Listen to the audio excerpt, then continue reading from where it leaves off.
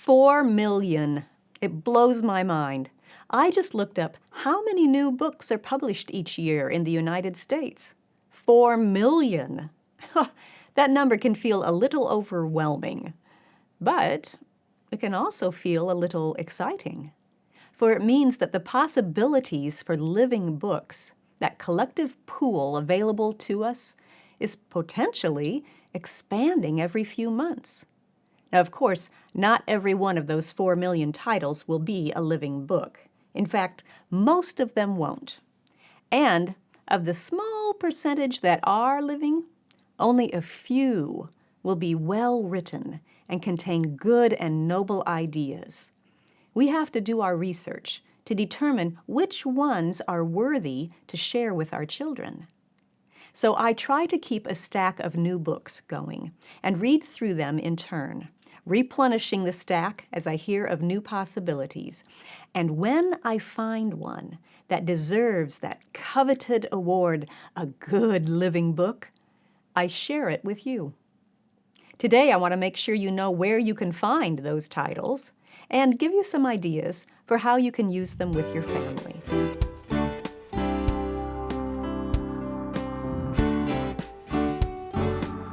Welcome to the Simply Charlotte Mason podcast. I'm Sonia Schaefer.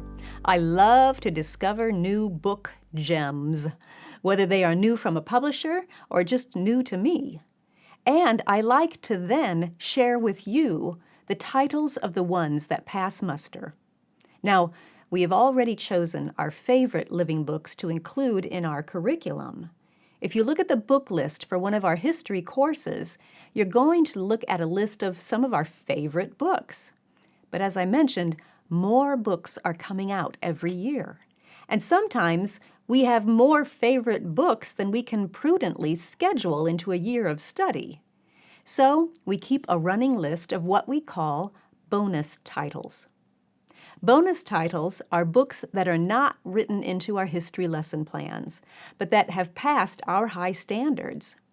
Check the description for a link to that list.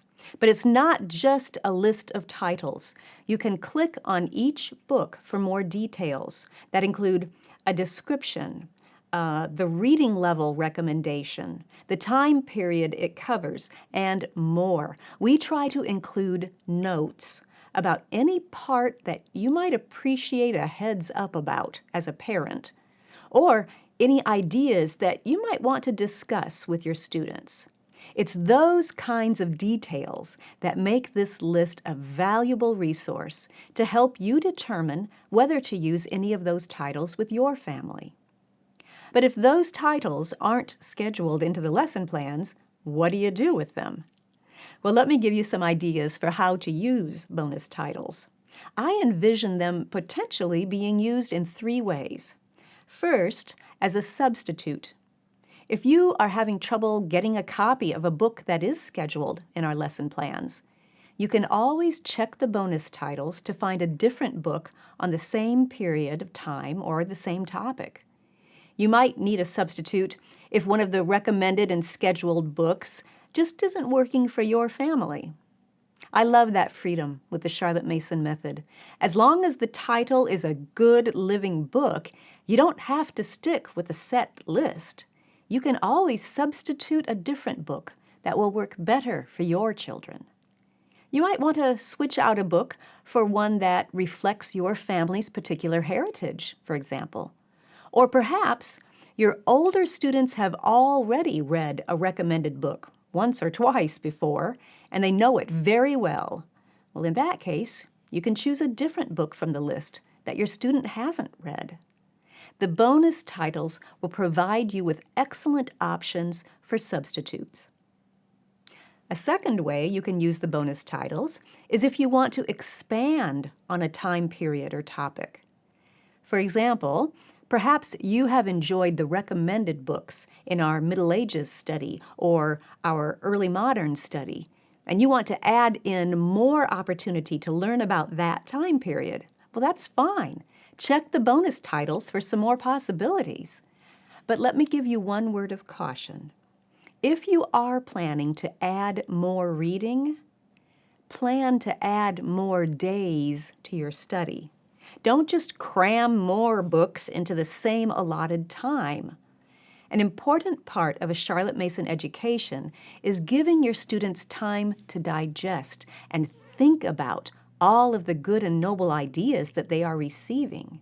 You want your children to savor the readings and ponder them, not just stuff them in and hurry on.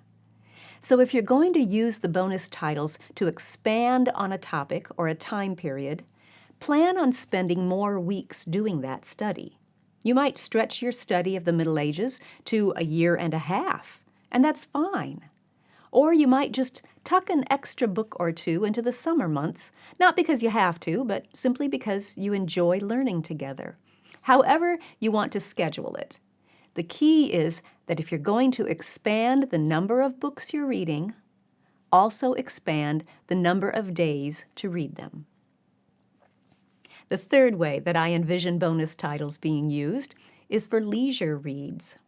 If you have a voracious reader, you know how much work it can be trying to stay one step ahead in order to give him good and worthy books.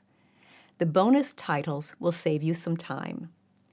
Even if your student is not an eager reader, you might have a guideline in place that encourages him to do some regular reading during his free time. The bonus titles list will give you great possibilities to choose from. Your student can use the titles to dig deeper into a topic he's interested in, or to read more about a person whom he finds interesting. He can find books that will introduce him to other cultures and to different great authors. Charlotte Mason kept a list of leisure reads for her students, and I consider our bonus titles to be a similar list that you can use to help you quickly and easily locate worthy books so your students can enjoy those books during their free time. So follow the link in the description to see the list of bonus titles. Click on any title you're interested in to see the helpful details and notes about them, and then use them for substitutions, for expansions, or for leisure reads, however they fit your family best. We are happy to share these bonus living books with you.